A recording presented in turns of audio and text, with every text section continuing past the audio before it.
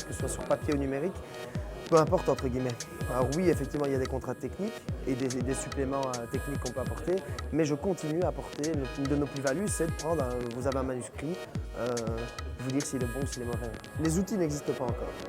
C'est plus, voilà, j'ai des avis relativement tranchés, mais c'est une façon de dire, voilà, ce qui a été fait jusqu'à maintenant, le terme que j'ai employé tout à l'heure, est un petit peu pauvre, sauf quand on a vraiment les moyens de le faire, comme Comixology avec Marvel, voilà.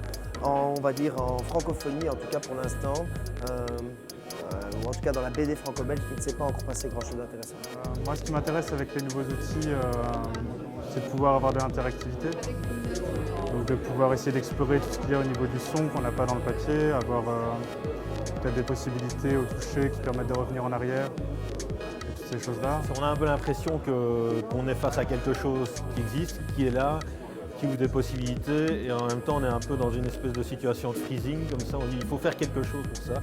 Une attitude qu'on voit beaucoup chez les éditeurs, que ce soit les tout petits ou les plus gros, on doit faire quelque chose par rapport à ça et on ne sait pas toujours très bien quoi. Et c'est vrai qu'il y a eu des expériences, des créations de studios, de dessins animés plutôt au départ adaptés à la télévision et puis finalement qui sont restées des expériences qui ont donné quelques petites choses mais qui n'ont jamais connu un développement comparable à ce qu'on peut trouver dans ce qu'ils avaient fait en bande dessinée. Il faut réfléchir à l'objet qu'on a entre les mains, quelles sont ses potentialités qui sont différentes de celles du papier et comment réinventer quelque chose à partir de là.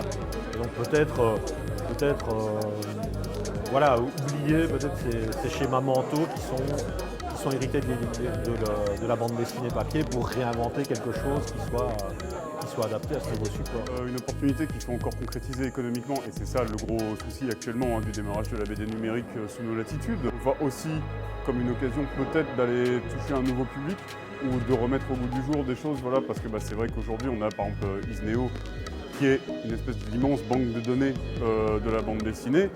Pour trouver un tas d'ouvrages qui sont plus faciles à trouver en papier aujourd'hui, ça aussi c'est une chance. Donc moi je pense que c'est aussi une facilité. Je pense que la BD numérique, ça va réellement décoller en tant que tel quand on aura plus de choses pensées par et pour le numérique.